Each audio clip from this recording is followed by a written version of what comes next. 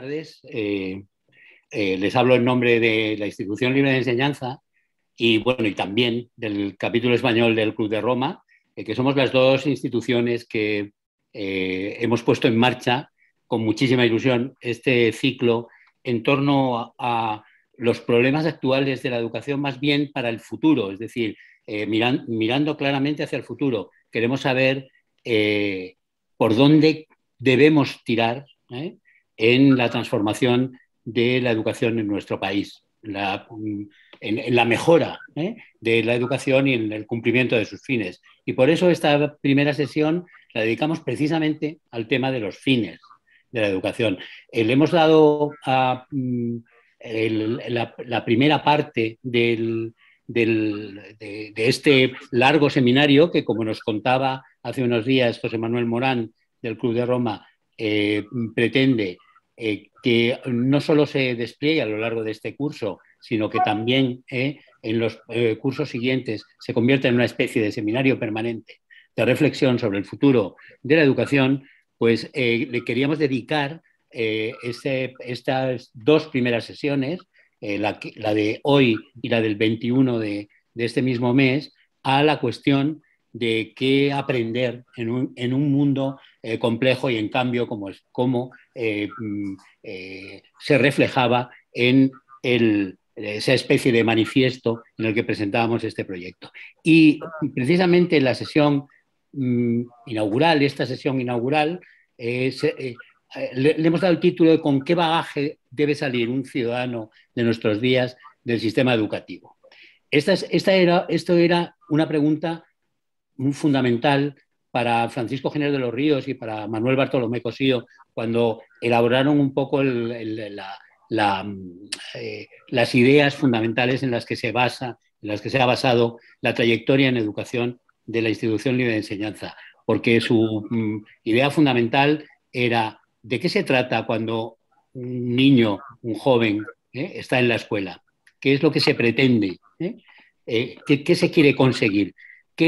¿Con qué debe salir del sistema educativo? Bueno, la primera respuesta que daban era que no se salía educado del sistema educativo, que la educación era un proceso, como se ha reconocido después, de manera muy general, que dura toda la vida. Y la segunda cuestión es que precisamente la escuela no era un lugar para instruir a las personas y que, por lo tanto, no tenía solo que ver, por lo tanto, con el aprendizaje, sino que era una institución educativa, que de lo que se trataba es, bueno, pues vamos a ver qué nos dicen las personas que hemos convocado hoy sobre este tema, y a quienes hemos convocado pues son a Carlos Magro, que se ocupará de coordinar la sesión y de moderar el debate, a Carmen Fernández Morante, que es en este momento la decana de la Facultad de Educación de la Universidad de Santiago de Compostela, y también presidenta de la Conferencia de Decanos de las Facultades y Escuelas de Educación, a Jaume Martínez Bonafé, antiguo profesor de la Universidad de Valencia, en este momento retirado, pero activo como ninguno, escribiendo, interviniendo en todos los debates y, por lo tanto, atento también a la resolución de los problemas que en este momento se plantean a nuestra educación. Y Antonio Bolívar, catedrático de la Universidad de Granada, también en su Facultad de Educación. Bueno, pues a ellos tres les vamos a preguntar su opinión sobre esta cuestión, conducidos de la mano de Carlos Magro. Y esto es todo lo que quería decirles. Adelante con la sesión. Adelante, Carlos, presentando. Me despediré de ustedes al final de la sesión. Muchas gracias, Carlos.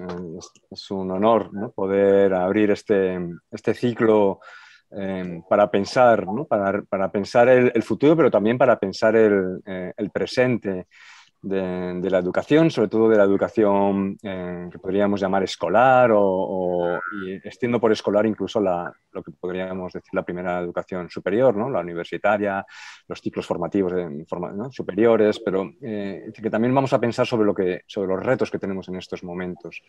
Es verdad que tenemos muchas problemáticas, pero a mí me gusta también verlo también en formato de grandes retos. Y es bonito esta introducción que nos hacías, recuperando las palabras de Ginés de los Ríos, con la que ahora en unos minutos invocaré a mis compañeros de mesa para empezar respondiendo a esa primera pregunta que nos lanzan desde un futuro pasado, ¿no? Este retrofuturo que representa la institución libre de enseñanza. También con esta idea que a mí me gusta mucho de pensar que la innovación siempre acarrea un diálogo con la tradición, que es difícil innovar, desde luego en educación, si no habilitamos constantemente un diálogo con nuestros maestros en todo el sentido de la palabra maestro. Efectivamente, me acompañan hoy tres personas admirables por su trayectoria, pero también por su compromiso con la transformación y la mejora escolar. Un compromiso que se refleja asumiendo puestos difíciles, por ejemplo, como en estos momentos el de Carmen, no tanto el de decana, que lo es, pero sí, desde luego, el de presidenta de los decanos, una posición importantísima, ¿no? Porque cada vez que pensamos en algo que tiene que ver con la educación escolar, pues miramos a las facultades, ¿no? Miramos a los docentes y les decimos, a ver, ¿qué está pasando? Esa experiencia de formación de docentes la tienen también, desde luego, Jaume y Antonio, que llevan toda la vida. No solo han sido maestros los dos empezaron siendo maestros de escuela, y esto es un punto tremendamente importante en sus biografías, sino además llevan muchos años formando maestros y formando docentes desde distintos ámbitos, no solo desde el ámbito de la universidad, sino también desde estos ámbitos de la renovación pedagógica, desde los ámbitos de los distintos formatos de asociaciones, desde el compromiso, en el fondo, con un presente y un futuro mejor para todos. Entonces, bueno, en primer lugar también yo quería agradeceros a los tres, a Carmen, a Antonio y a Jaume, esta generosidad constante con la que nos ilumináis, con vuestra actividad constante, bien sea escribiendo, bien sea en foros hablando, bien sea liderando espacios de renovación pedagógica o espacios formales como la presidencia de los decanos, Carmen, y quería agradeceros esta primera, en primer lugar esto. El objetivo de la mesa es humilde.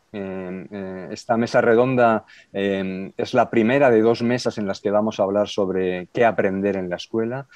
Tenemos, por tanto, dos sesiones que vamos a dedicar a pensar en este bagaje que debemos enseñar y que debemos tratar de conseguir desde la educación formal, pero tiene, como todo, yo creo, como todo el ciclo, un objetivo humilde, pero no por ser humilde menos importante. Yo creo que lo importante no es pretender resolver nada, desde luego no en educación, donde los problemas son altamente complejos y llevamos décadas con ellos. No pretendemos resolver nada ni en estos minutos ni yo creo que en el resto de las mesas, pero sí pretendemos, en la medida de nuestras posibilidades, dar a pensar.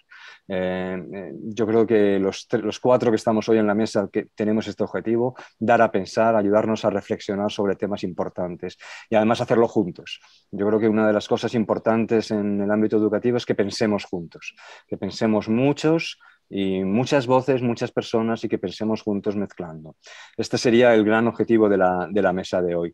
Este objetivo de pensar juntos la educación es especialmente importante en el ámbito curricular, en eso que tenemos que aprender. tenemos una sensación, y ahora quería compartir esta idea con vosotros, de que los currículos nos vienen caídos desde el cielo, nos vienen dados, son cada vez más técnicos, son cada vez más cerrados y nos vienen impuestos a la sociedad, vienen impuestos a los estudiantes, vienen impuestos a las escuelas y a los docentes. Y sobre eso luego ahondaremos. Pero precisamente lo que necesitamos probablemente en estos tiempos sobre qué hay que aprender o qué se enseña en las escuelas es escuchar muchas voces. Y una de las voces no está presente hoy, pero creo que vosotros podéis representarla porque estáis con ellos todos los días, también es la voz de los adultos jóvenes, de los estudiantes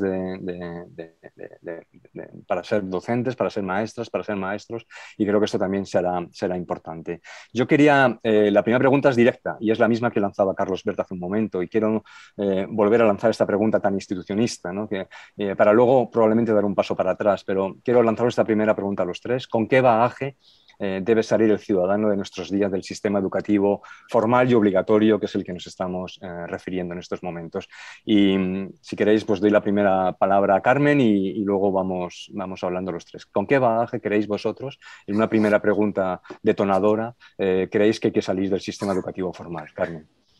Bueno, pues muchísimas gracias y por no extenderme en otras cuestiones, yo creo que esta pregunta está directamente relacionada con el fin que le atribuimos al sistema educativo y a la escuela, sobre el cual también espero que reflexionemos, ¿no?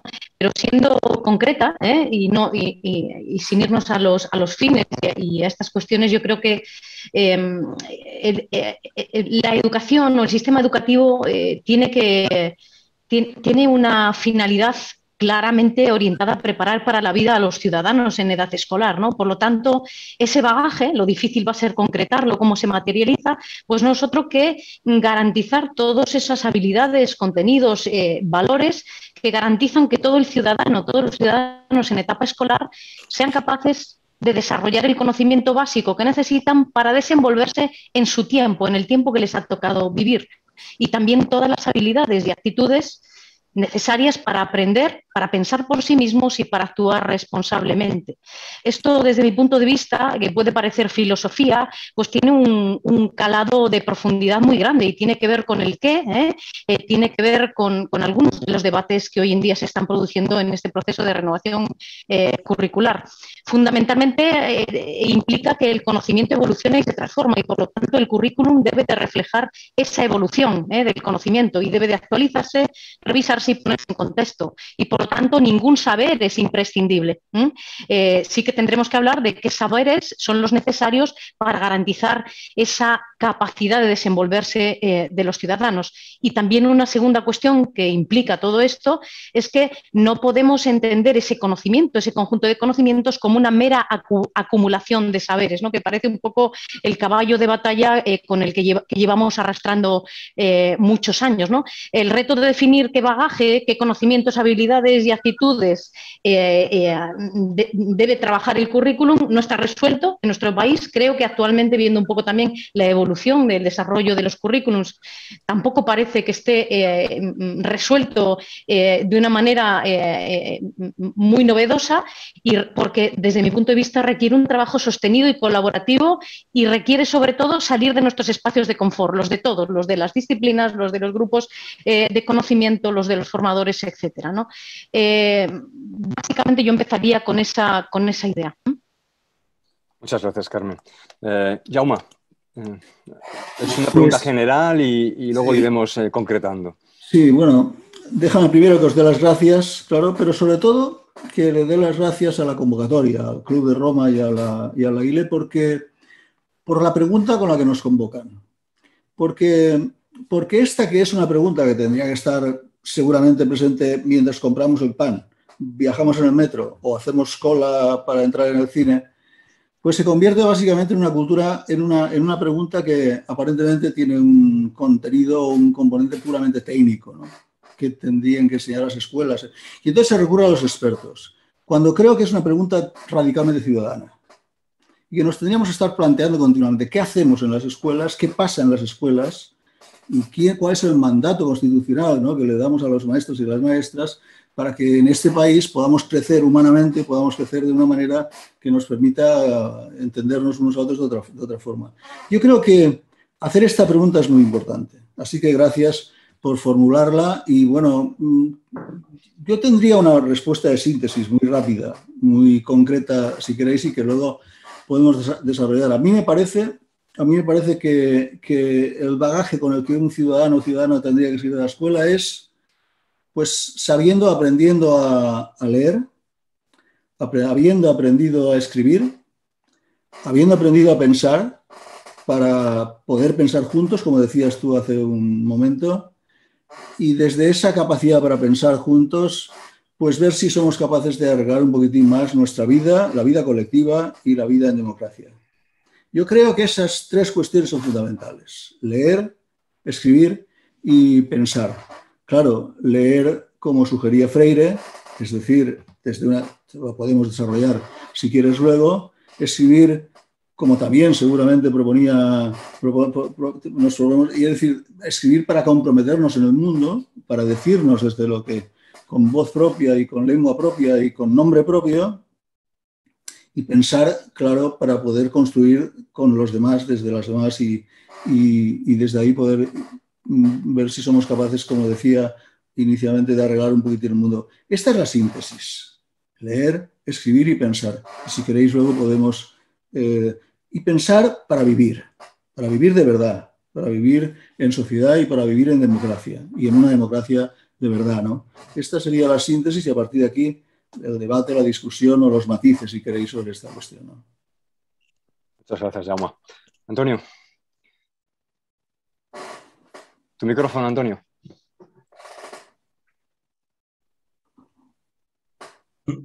Aunque podía comenzar de otra manera con esta cuestión. Hemos vivido la experiencia, en España no tan grande, pero en otros países 17 meses, de ese experimento natural, ¿qué pasaría si todas las escuelas cerraran, ¿no? Y al volver a la escuela, los propios profesores se han planteado qué era fundamental y qué no era fundamental, ¿no? Y desde esa perspectiva se han planteado qué aprendizajes profundos eran relevantes y cuáles en contenido, en otro no lo eran, ¿no?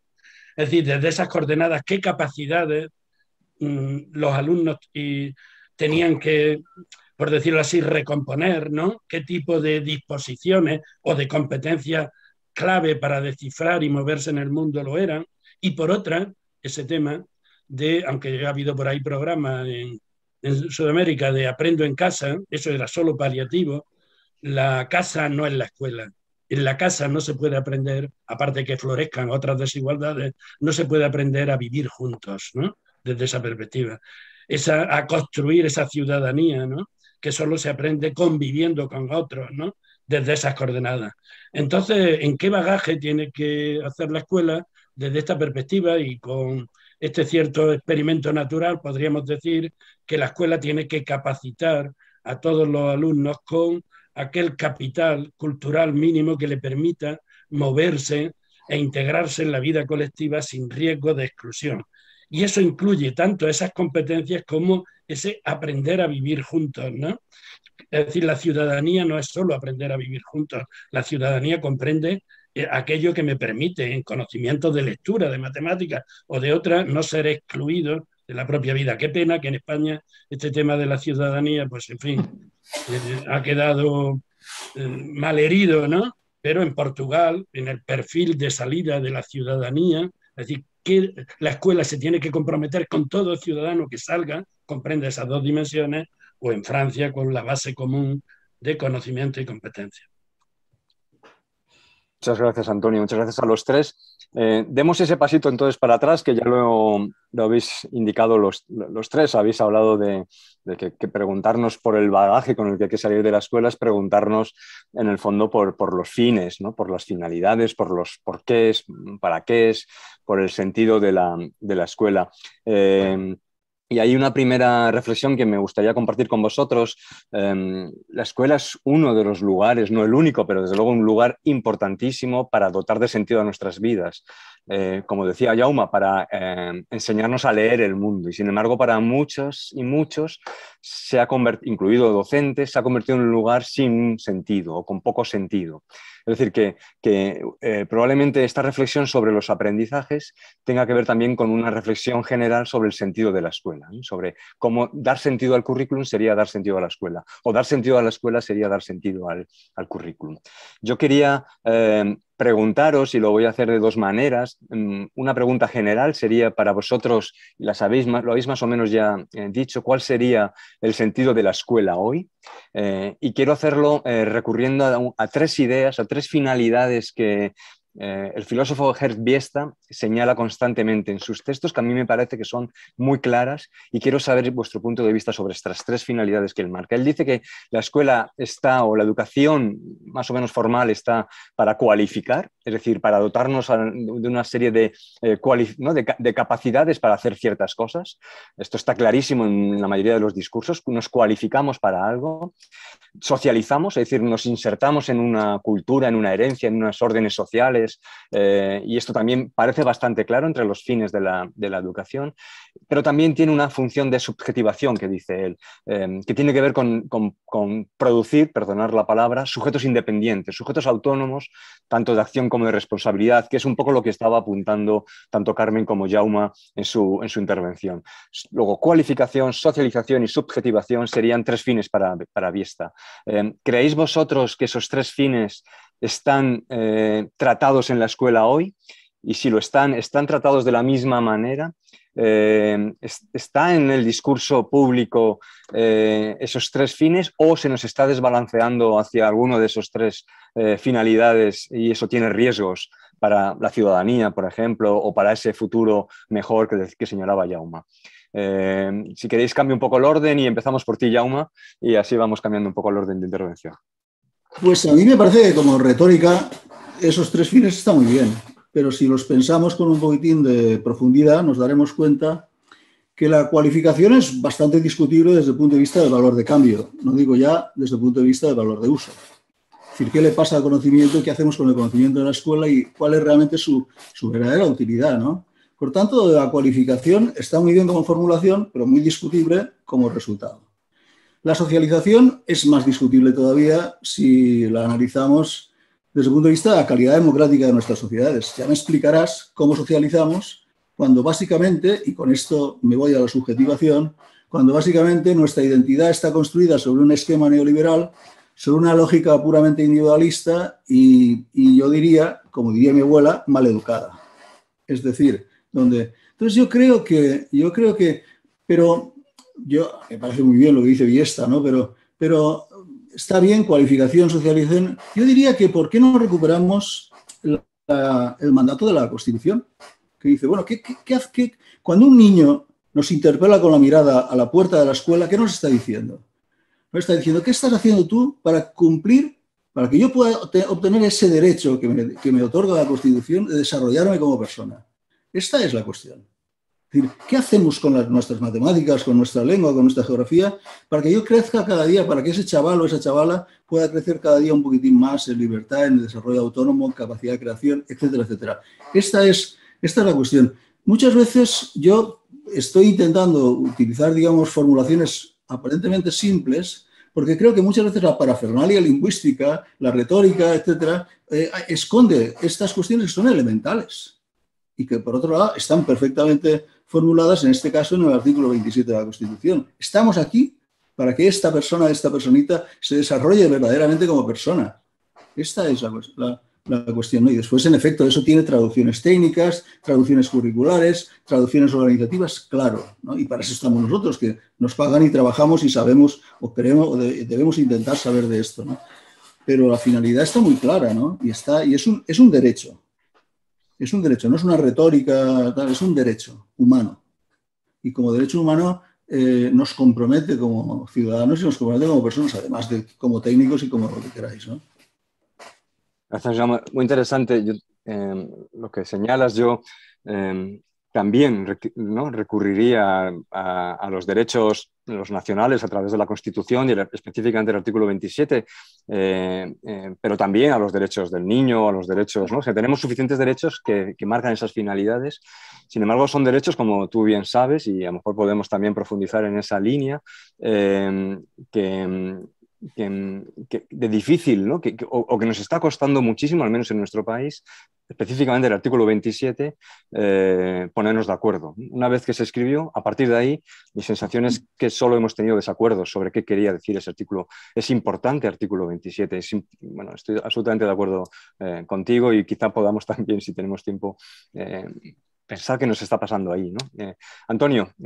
Sí, en España, poniendo con lo que decía, hemos tenido la mala suerte de vincular el currículum, en otros países no, por ejemplo en Francia, pues para determinar en la base común han tardado 10 años y han pasado gobiernos conservadores y gobiernos socialistas. El currículum no va vinculado a cambios políticos, sino que es un asunto profesional. En Portugal más o menos igual. Y en España hemos tenido esa mala suerte que da lugar a que a la hora de determinar qué tiene que salir cada alumno como ciudadano en la escuela, pues esté sujeto a determinadas ideologías, etcétera, ¿no? Pero en cualquier caso estamos de acuerdo, yo creo, en esa perspectiva que incluso ahora nos ha venido a recordar el ODS 4, ¿no?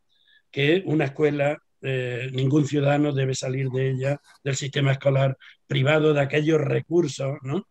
Bajo el pretexto de no haberse esforzado, de su propio fracaso, etcétera, que le permitan integrarse en la vida sin riesgo de exclusión.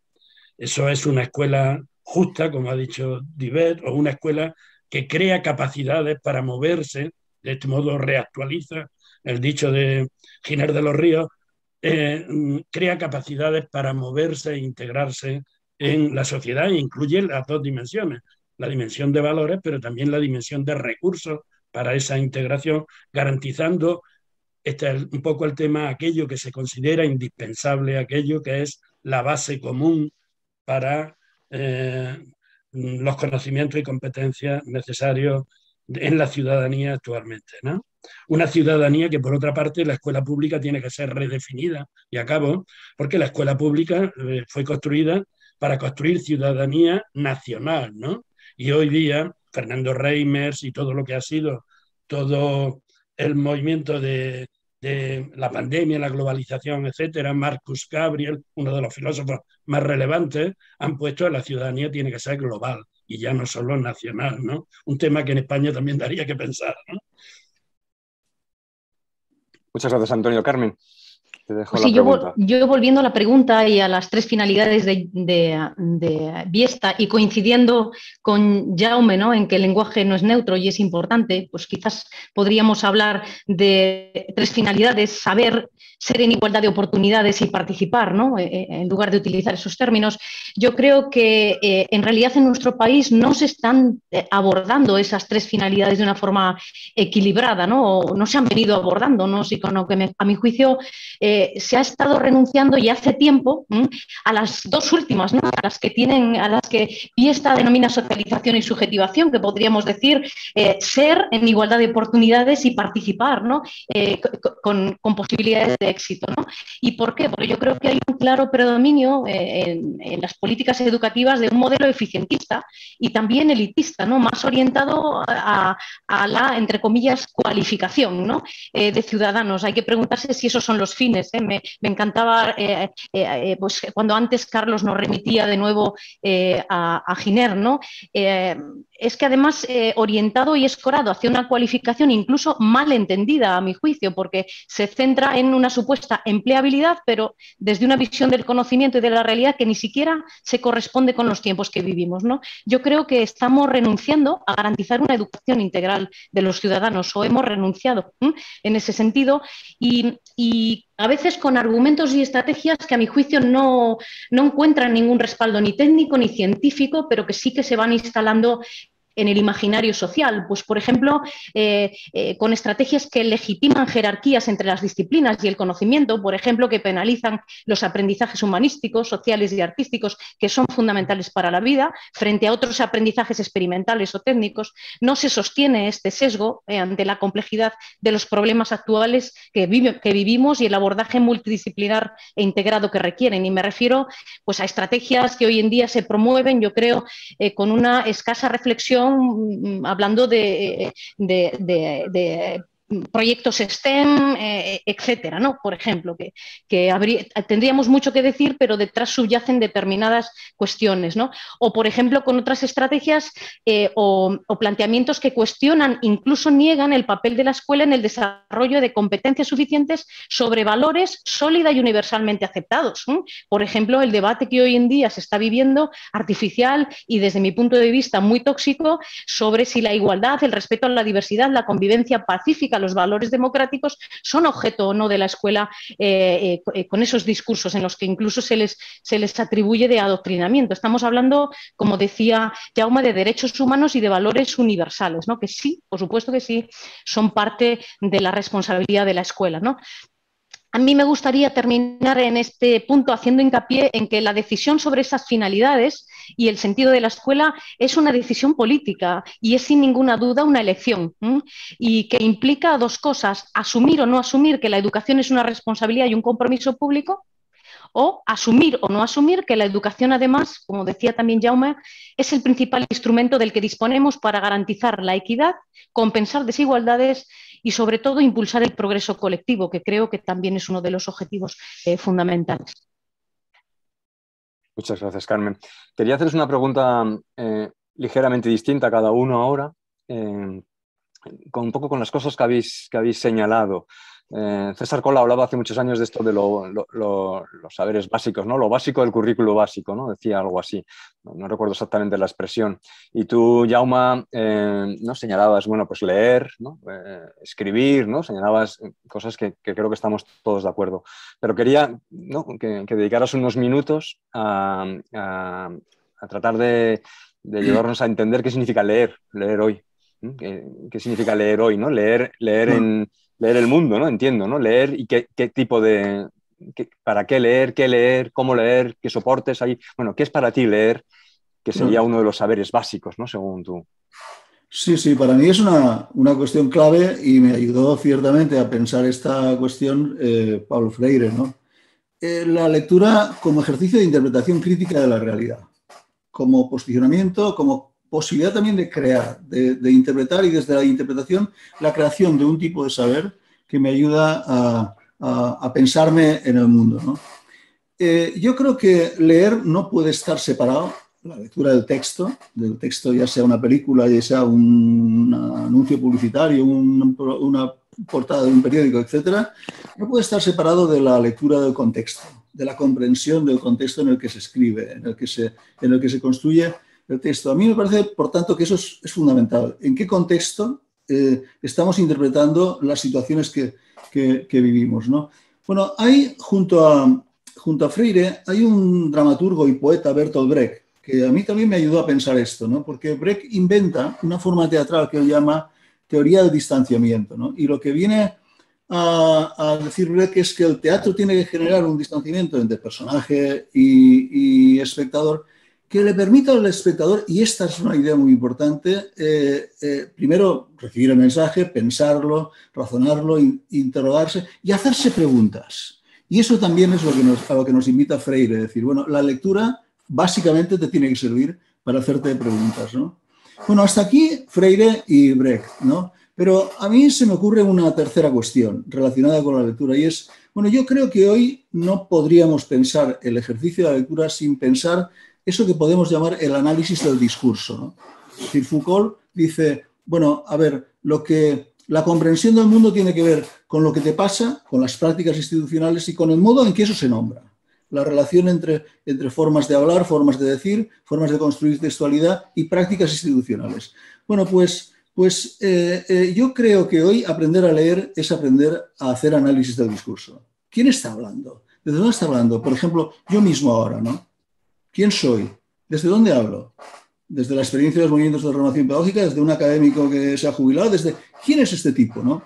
Disculpadme que lo diga de un modo tan coloquial, ¿no? Pero esa pregunta es fundamental, ¿no? ¿Quién está hablando? ¿Y desde dónde habla? ¿Cuál es su posición en el territorio, Bourdieu diría, de combate, desde el que pensamos la educación? Por tanto, la lectura es siempre una toma de posición que te ayuda y que te compromete con una interpretación crítica del mundo. Y a mí me parece que ahí el concepto de análisis del discurso nos ayudaría todavía a hacer un poco más compleja esta idea de esto que formalmente podemos llamar el ejercicio de la lectura, ¿no?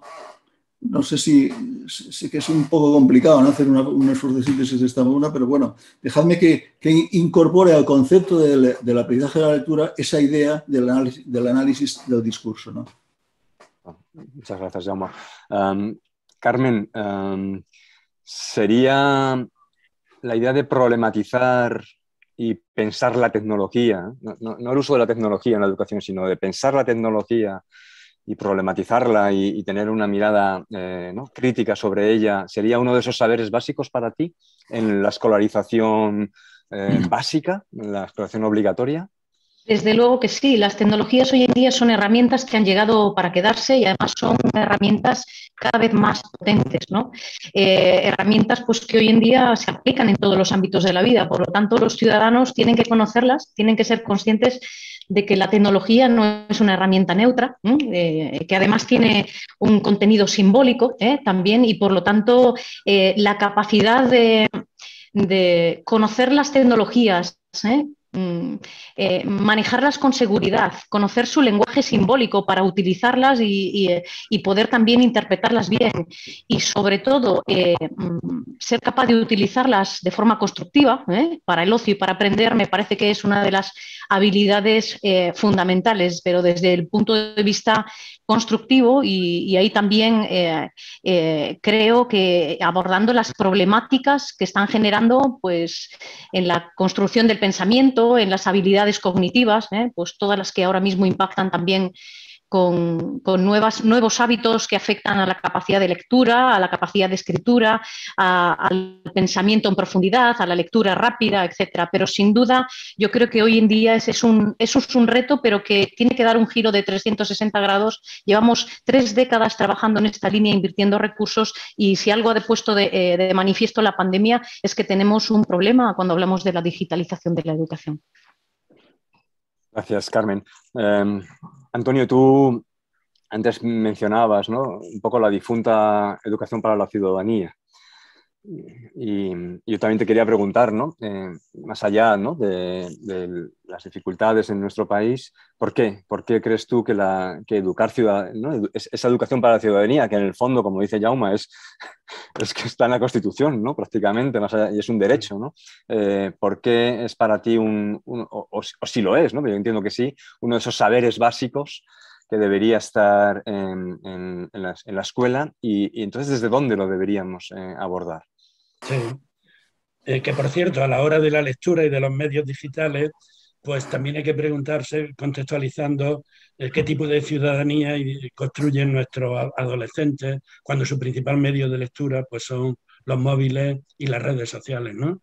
Ya se ha hecho análisis de ese tipo y en cierta medida el discurso de la escuela tiene que ir para justo reconstruir eso. El tema, hemos tenido que quitar hasta el título Educación para la Ciudadanía y la palabra ciudadanía, y ahora nos hemos atrevido a poner valores éticos y cívicos, ¿no?, en el nuevo currículum, etcétera.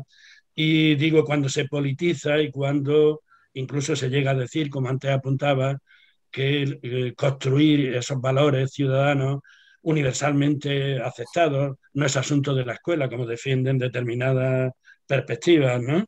No pongan las manos en los valores de nuestros hijos, etcétera, que es una función de los padres cuando los padres ya no ejercen ese tipo de función, etcétera. Este país que ha tenido toda esa serie de problemas. Pero al margen de eso, una función clave de la escuela, esa que decía yo, cuando se han cerrado las escuelas, la casa no puede suplir, la de aprender a vivir juntos, ¿no?, y aprender a compartir un conjunto de valores que hacen posible, ¿no?, la convivencia en la sociedad. Y todo hay que decirlo, esa ciudadanía incluye también ese conjunto de recursos, de medios, de lectura, de matemáticas, etcétera, sin los cuales, porque a veces separamos uno y otro, sin los cuales no se puede ser del todo ciudadano, ¿no?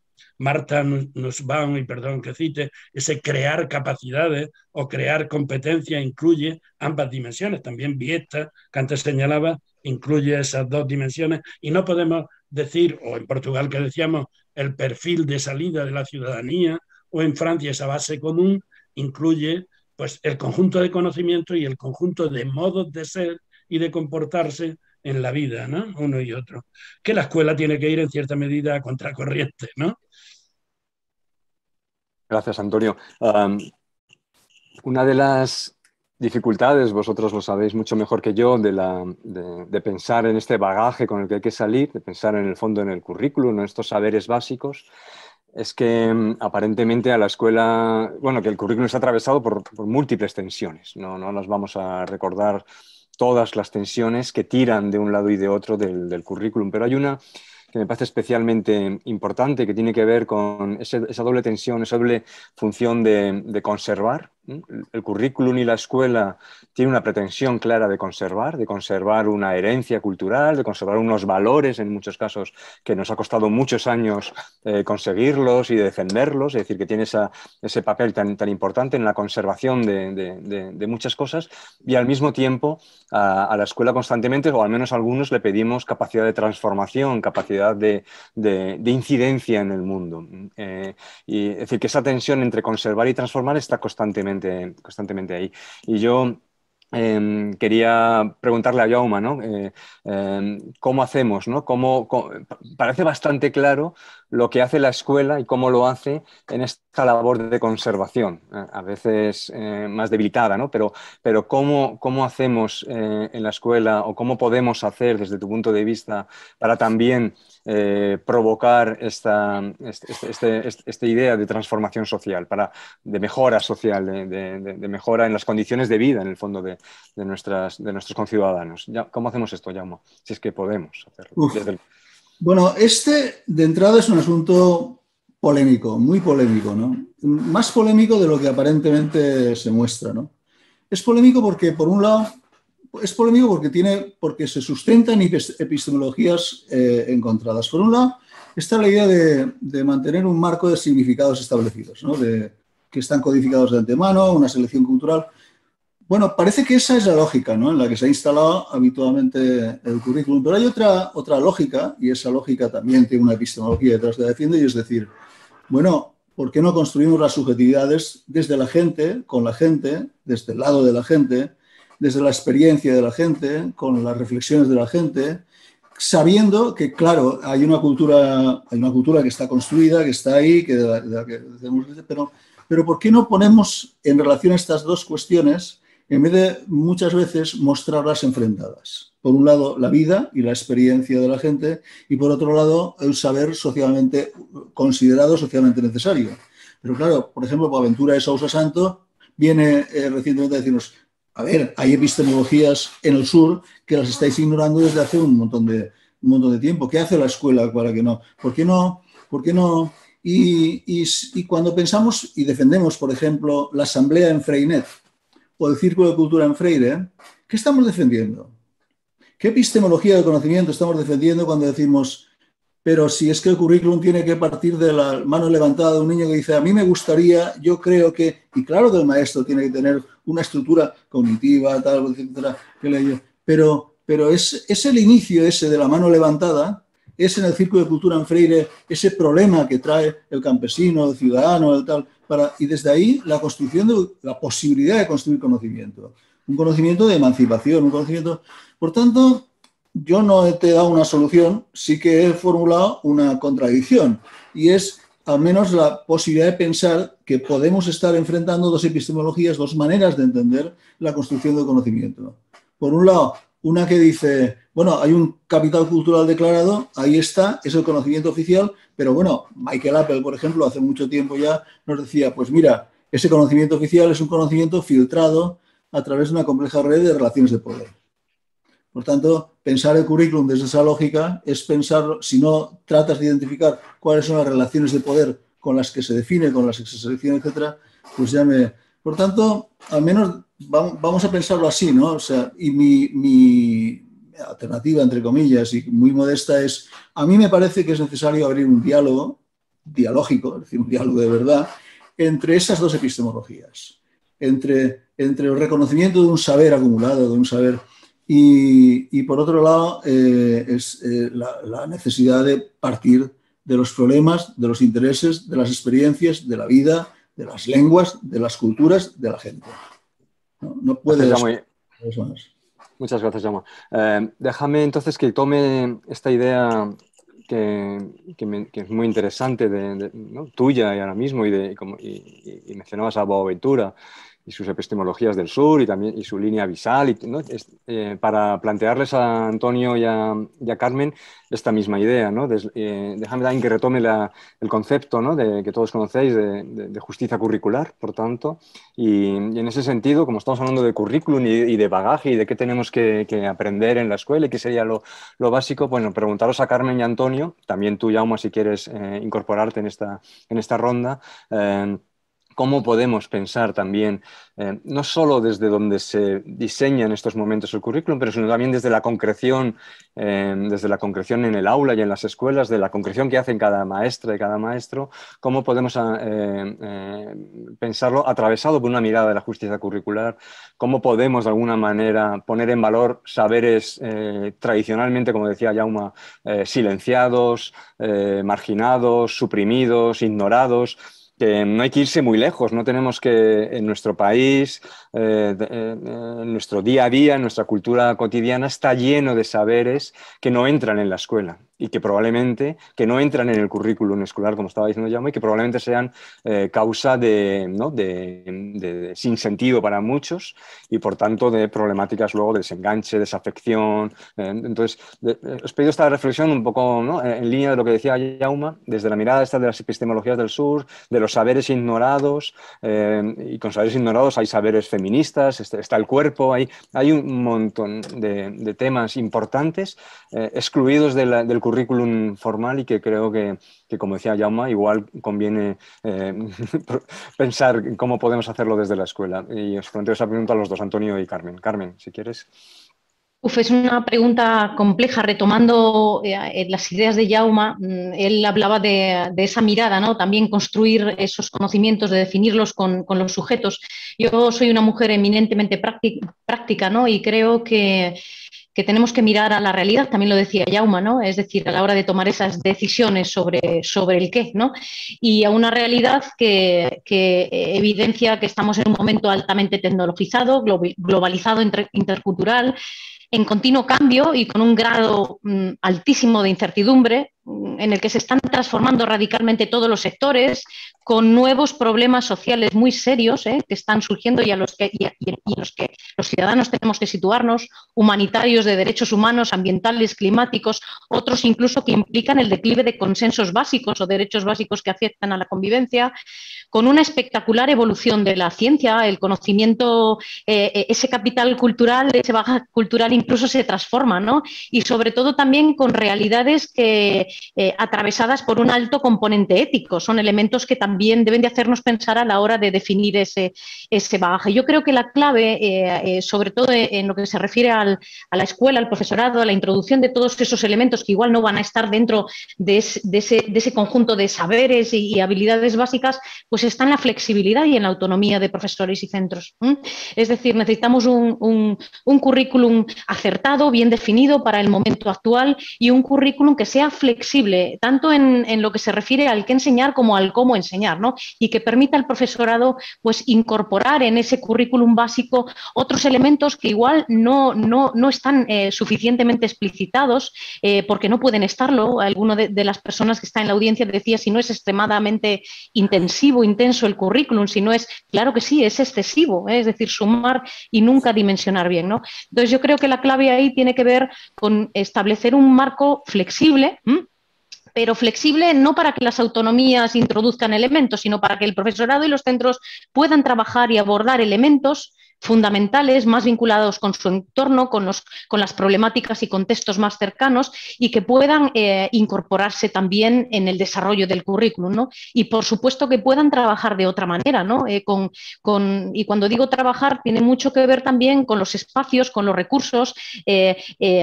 con los sistemas de evaluación, ¿no? Con metodologías mucho más participativas, basadas en la resolución de problemas y el trabajo por proyectos que impliquen trabajar con otros, no solo en el aula. No sé, yo creo que lo que necesitamos también es pensar que el componente metodológico del currículum es fundamental y es un elemento que va a ser definitorio también en el proceso, ¿no? Yo creo que es un poco algo en lo que hay que pensar, en lo que se piensa menos y en el que hay que dar al profesorado pues autonomía y sobre todo muchísima formación. Gracias, Carmen. Luego pensamos un poco en el tema que los tres habéis trabajado toda la vida con maestros, ¿no? y la formación. Pero Antonio, déjame entonces de formularte la pregunta, porque tú hace un momentito, de alguna manera, estamos inmersos en una reforma curricular, en una reforma legislativa, en una reforma curricular en España.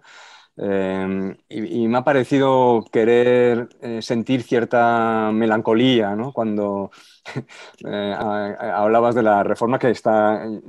La nueva reforma ya te parecía vieja, ¿no? Me ha parecido que querías expresarnos esto. Y esto tiene un poco que ver con lo que estaba diciendo Carmen y tiene que ver, y a mí me preocupa especialmente en el ámbito de la secundaria, por ejemplo, una tremendamente academicista, tremendamente disciplinar todavía y por tanto muy difícil, ¿no? Para que tengamos docentes con la capacidad, en el sentido de que les dejemos, en todos los sentidos, traer, ¿no? esos otros saberes que están fuera, esas epistemologías, concretar el currículum, ¿no? Porque seguimos con currículos muy cerrados y que como máximo le dejamos a la autonomía que haga de Estado, ¿no? Las autonomías hacen de Estado, de un doble Estado, ¿no? ¿Qué reflexión tienes tú sobre, sobre la no autonomía en el fondo de los docentes para concretar el currículum en nuestra historia más reciente, pero también en el currículum tal y como está ahora mismo planteado? Antonio. Sí, y queríamos introducir en el nuevo currículum, que ya no tiene sentido, yo le he dado una, digamos, ahí os quedáis, ¿no? Máxime cuando han salido todo el conjunto de asignaturas para que nadie se enfade y el conjunto de bachillerato, que luego no solo se podrán dar estas semanas pasadas. Pero, digamos, yo soy partidario de un poco de aquello que predicamos, organizar las estructuras para que sea forzado el hacerlo, ¿no?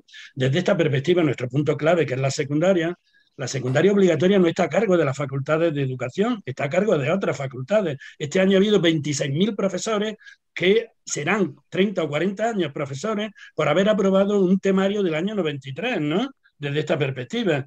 Luego le decimos que recambien la cabeza, que cambien las identidades, pero podríamos reestructurar esto. En Granada ni el máster de secundaria está a cargo de educación, lo damos a gente de educación también, pero ni eso, ¿no? A que cambien. Y luego esa perspectiva del currículum es lo que está fijado, lo que no está fijado a nivel estatal, lo fijan, como yo decía, con la voracidad que tienen las comunidades autónomas rellenando todo aquello que se les deja, y sin embargo, y Portugal ha cambiado mucho en esto, y bueno, y nos ha abandonado en los últimos lugares de cualquier tipo de evaluación comparativa, ¿no?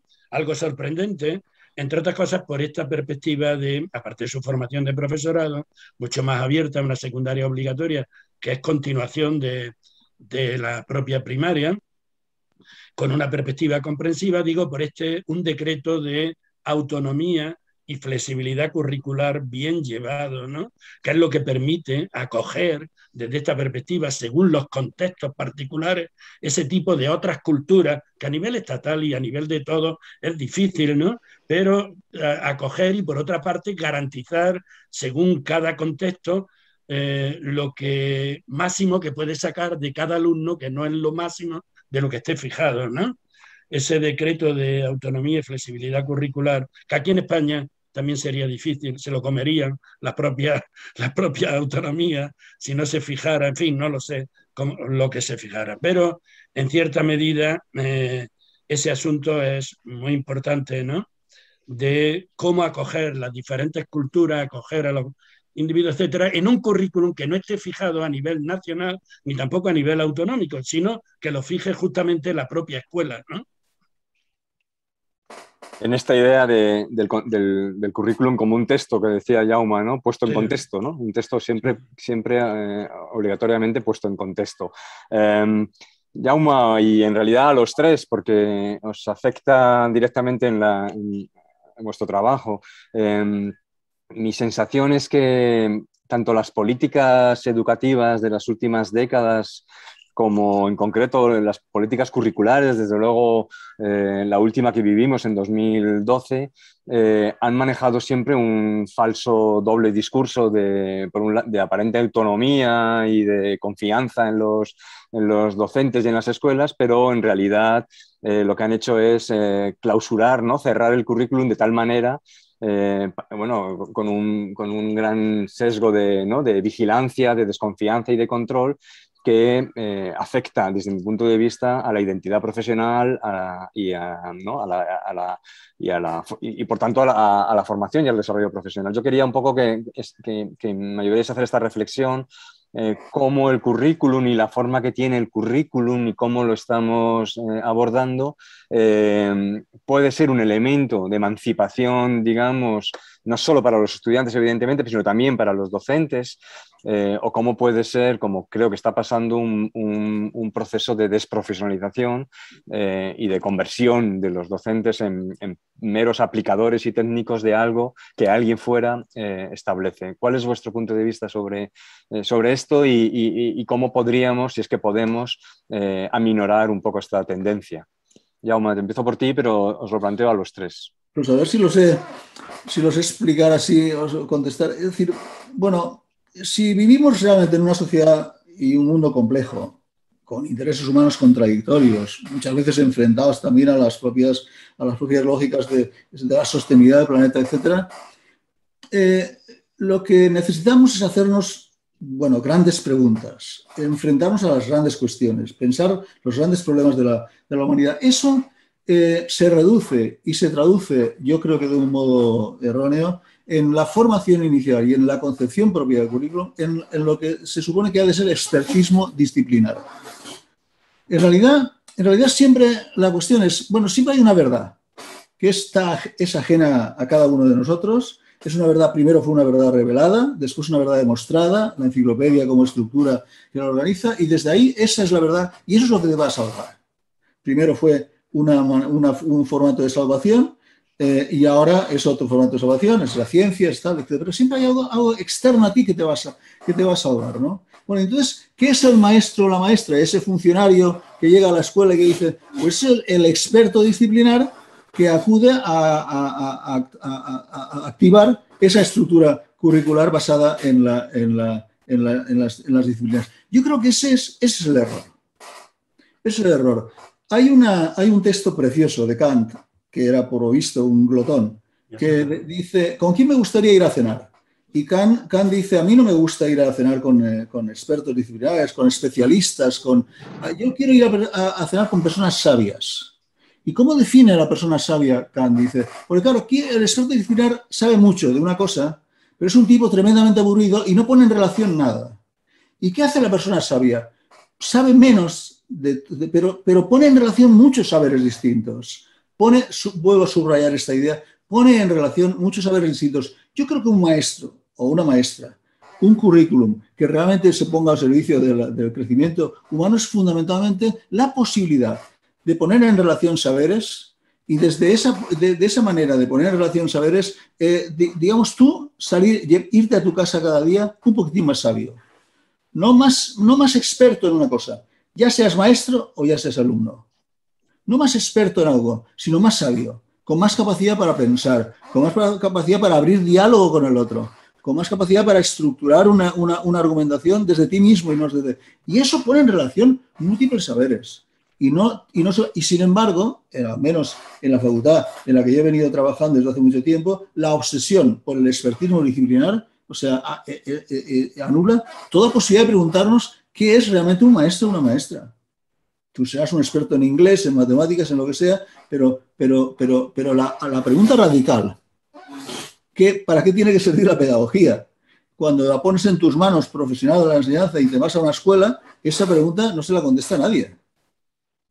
No sé si disculpadme la retórica y la vehemencia también, pero es que llega a ser un poco cabreante, ¿no? Porque de esto que estamos hablando hoy, venimos hablando desde hace 30 o 40 años. sobre todo en el contexto de los movimientos de renovación pedagógica, qué estamos haciendo en la formación inicial, qué pasa con la obsesión por la fragmentación disciplinar, de qué modo podemos poner en relación saberes cuando esa relación es la que nos acerca a la vida y no nos aleja de ella, etcétera, etcétera, ¿no? Sí, gracias, Jaume. En la sesión inicial, hace 15 días, Mayor Zaragoza hacía un alegato, ¿no? Precisamente por esta idea, ¿no? Que también compartía, por ejemplo, Edgar Morán, ¿no? Que todos habéis leído profusamente hace más de 30 años, para movernos, ¿no? entre saberes, entre disciplinas, y efectivamente, sin embargo, tanto en la formación del profesorado como en la propia escuela, seguimos con compartimentos que hacen imposible prácticamente poner en relación cualquier tipo de saber. O sea, que os lanzo esa pregunta también a Carmen y a Antonio, pero yo quería retomar lo que os preguntaba, ¿no? ¿Hasta qué punto estamos, cómo veis la profesión en estos momentos? Vosotros estáis formando docentes todo el día, y si hay este riesgo, o estamos en un riesgo grande de desprofesionalización, que es un poco lo que decía Jaume, es pensar que ser un profesional es ser un experto en algo, en una metodología, en un área, y no esta visión mucho más global, más integradora, que es la que nos planteaba Jaume. Antonio, ¿tú cómo lo...? Sí, yo quería en ese aspecto intervenir porque, bueno, en las condiciones normales de la vida en los institutos, en secundaria, de los directivos, etcétera, con los que estoy en continuo, el currículum son los libros de texto, ¿no? Que además se ha incrementado a niveles increíbles cuando esos libros de texto son gratuitos, ¿no? Y además, cuando tienen que permanecer varios años en el mismo centro, incluso un profesor tiene que someterse a ellos sin estar de acuerdo porque ha cambiado de centro, ¿no? Esa es la verdad, y eso desde cualquier reforma, la primera, la LOCSE. Recuerdo como decía la directora general de Anaya en aquel momento, vamos a dar un año más, se aplaza, vamos a dar un año más para que las editoriales hagan los libros de texto, y así siempre no se pone en marcha, primero que esté el currículo y luego las editoriales los libros de texto. Y esto se le hace creer incluso a las propias familias, ¿no? No le ha dado tiempo a terminar el libro al profesor, como si fuera, nunca mejor dicho, recogiendo ese mala etimología que tiene pedagogo, el que conduce al niño a seguir el libro de texto, ¿no? Y bueno, y todo esto da lugar a una desprofesionalización de la docencia, que además es real, ¿no? Un profesor, cuanto normal, luego, pero estamos diciendo la mayoría, cuanto más años ejerce la docencia, no es mejor profesional, sino que en cierta medida se ha desprofesionalizado, ¿no? Porque además tenemos toda una serie de órganos como la inspección educativa y otros que justamente se dedica a aplicar lo que hay más que a innovar, ¿no? Pero desde estas coordenadas, ese aspecto es muy relevante, ¿no? Cómo hacer otro tipo de política, la flexibilidad curricular, etcétera, que no sea a través de los libros de texto gratuitos y libros de texto que tienen que permanecer, etcétera, ¿no? Gracias, Carmen. Desde tu mirada como decana, sí. como presidenta. Sí, esta dualidad de mensajes que se lanza a la sociedad y al profesorado sobre ellos, por una parte, pues hace 2 días en el Ministerio, el Día del Docente, gracias, ¿no? Pero por otra parte, esos mensajes pues que de alguna manera en los medios cuestionan la profesionalización de esto. ¿Cómo se vive? Yo ahora mismo estoy en la escuela, la agrupación de escuelas de Barcelos, de Portugal. En la sala de atrás tengo a 15 profesores de 5 países de secundaria obligatoria diseñando proyectos de innovación para llevar a sus aulas y experimentar, ¿no? Dentro de sus materias. A mí me impresiona, a pesar de este desgaste profundo de los docentes, desgaste pues por todo lo que se trabaja y desgaste también por esta imagen social y de desprofesionalización que vivimos, ¿no? Pues me sobrecoge ver cómo el entusiasmo del profesorado sigue en pie, ¿no? Y a veces digo que la escuela funciona a pesar de la política y gracias al profesorado, ¿no? Entonces, en ese sentido, yo he visto pues desgaste, mucha frustración, incluso estos años estamos viviendo un abandono temprano de los profesores senior, ¿no? Que están incluso jubilándose anticipadamente, no solamente en la escuela, sino en las propias facultades de educación, ¿no? Entonces, yo creo que estamos en un momento también muy, muy oportuno e importante porque se va a producir una renovación generacional muy, muy profunda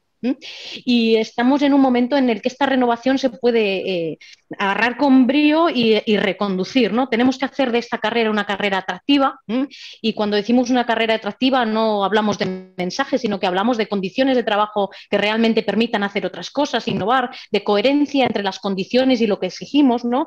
De una formación de calidad. Llevamos 12 años con unos planes de estudio que no hemos podido tocar, no hemos podido actualizar, precisamente por esos sistemas de vigilancia y de calidad, que también de desconfianza, que no nos permiten ni siquiera actualizar, ¿no? Yo creo que desde la conferencia de decanas y decanos llevamos ya más de 3 años hablando de un continuo de medidas que creemos que revertirían claramente en una carrera más atractiva y sobre todo en una mejora de la visión social y la percepción social de los profesores, ¿no?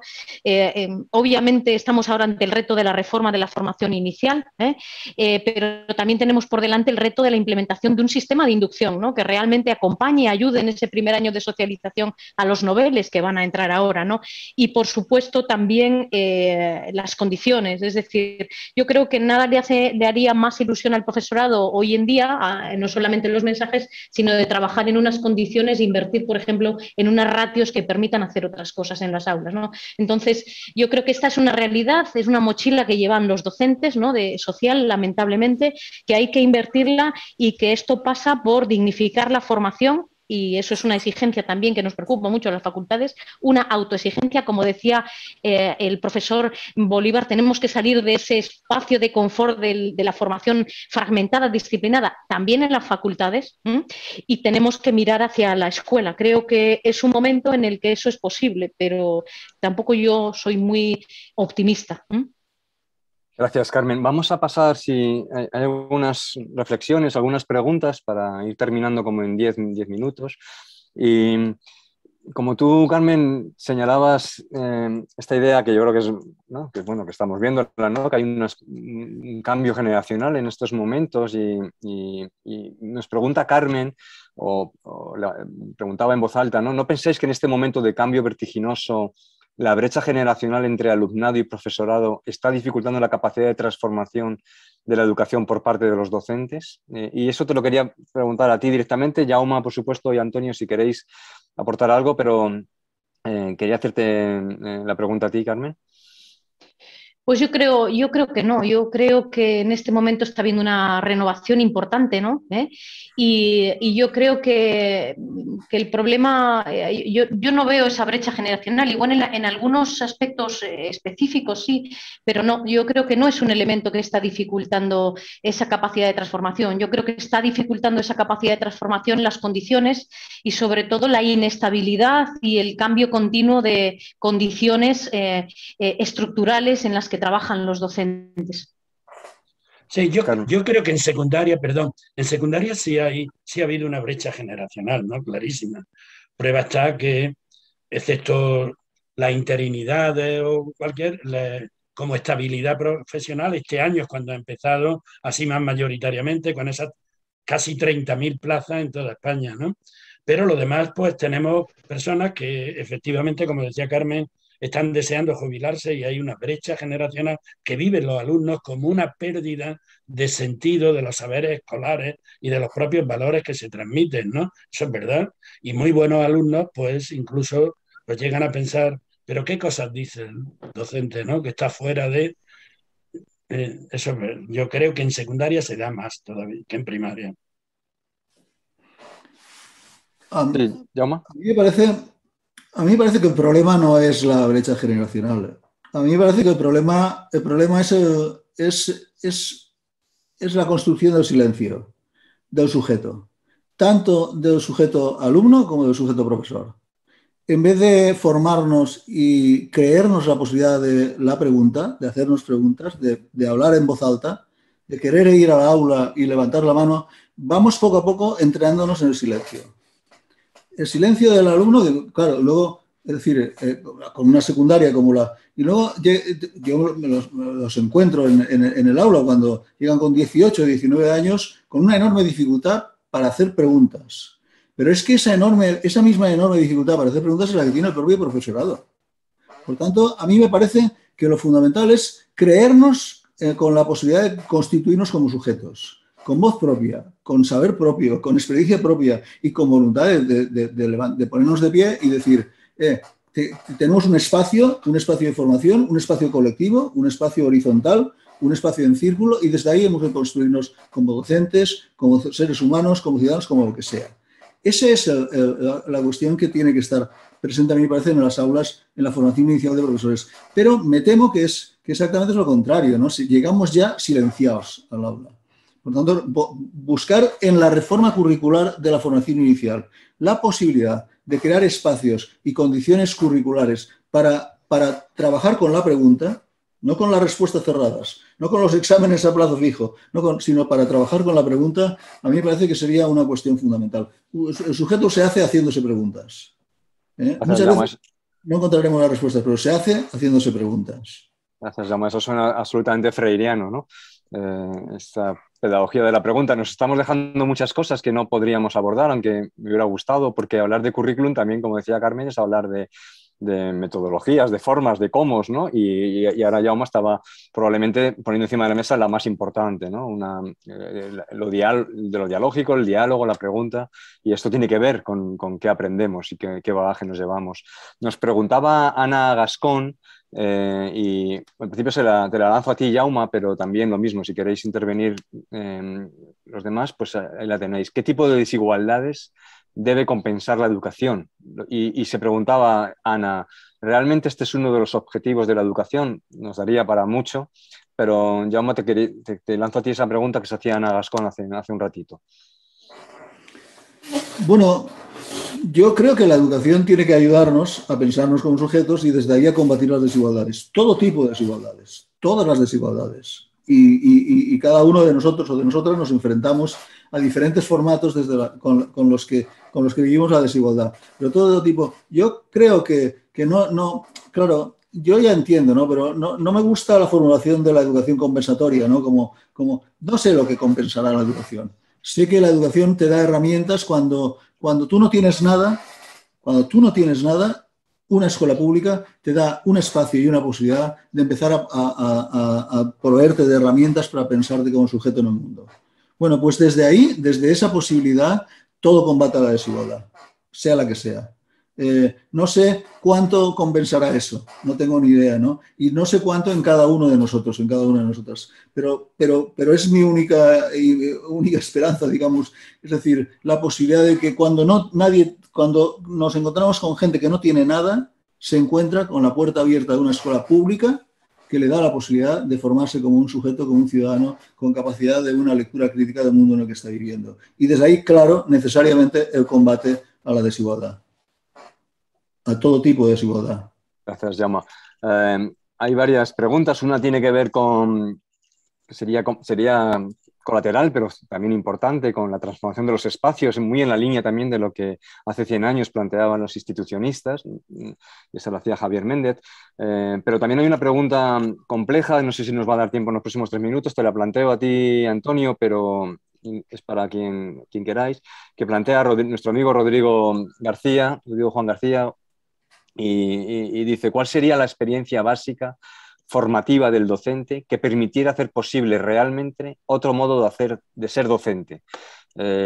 Más allá de fórmulas de cambio sin alma, ¿no? Y él cita especialmente el MIR, ¿no? Pero ¿cuál sería la experiencia básica formativa del docente? Y cómo articular eso desde la formación inicial. Sobre todo cifrándose que yo en mi campo y con quien trabajo en secundaria, ¿no? En secundaria obligatoria, ¿no? Y en este país sería bastante difícil quitarle a las facultades científicas, que son las más fuertes en cada universidad, ese tipo de formación y reestructurarlo, ¿no? Entonces, se llame MIR o se llame de otra forma, sería otro modo de acceso a la profesión, ¿no? Y ese otro modo de acceso a la profesión es el que se podría decir que a la profesión se accede, pues, teniendo experiencia, con profesores cualificados, en institutos seleccionados, con un tiempo dedicado a esos tutores para llevarlo a cabo y en los cuales también, eso hay que decirlo, las prácticas no sean algo de segundo orden, en el cual lo que vale es aprobar la oposición, sino que sea el medio principal selectivo de ese tipo de formación. Lo otro en este país es casi imposible ahora creer que podemos... Además, no estamos capacitados, las facultades de educación no están capacitadas para dar lenguas clásicas o didáctica de las lenguas clásicas o de filosofía o de ciudadanía, ¿no? Entonces, digo, partiendo de donde estamos y debido a que esa formación inicial en diferentes campos disciplinares es difícil, ¿no? Entonces sería otro modo de acceso a la profesión, un modo de acceso a la profesión que durara varios años, en escuelas especialmente seleccionadas, cosa que con profesores, tutores, y formaría parte dentro de la propia carrera profesional, que tiene pocos estímulos, especialmente seleccionados por sus aspectos de innovación, etcétera, que me parece que eso sería un... Muchas gracias, Antonio. Muchas gracias a los tres. Sí, dime, Jaume. Sí, no, con 3 palabras, contestar a Rodrigo, ¿no? Yo tengo 3 palabras para intentar dar esa respuesta. Horizontalidad, cooperación, solidaridad y apoyo entre iguales. Yo eso lo he encontrado en los movimientos de renovación pedagógica. He aprendido mucho desde lo que me han enseñado, lo que me han regalado como saber mis propios compañeros y compañeras. Y eso es investigación juntos, eso es colaboración, eso es ponernos en círculo y en el círculo de iguales tratar de enseñarnos unos a otros las poquitas cosas que poco a poco vamos investigando y vamos aprendiendo, ¿no? Muchas gracias, Jaume.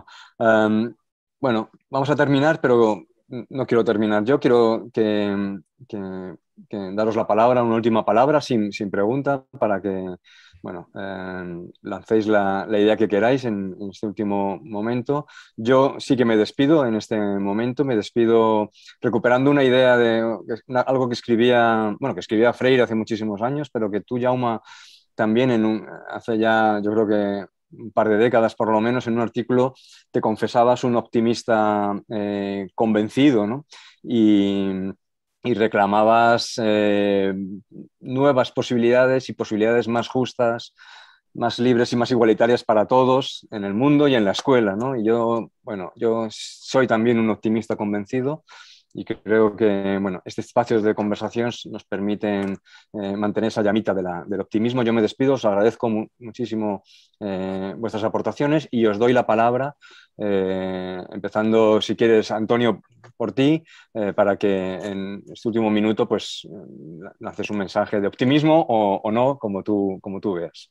Sí, yo creo que una escuela justa, como bien ha planteado Divet y otros, no es una escuela de la igualdad de oportunidades, que siendo realistas no existe porque no existe socialmente, ¿no? Y desde esa perspectiva, Michael Sanders ha escrito Contra la tiranía del mérito, un libro muy importante, ¿no?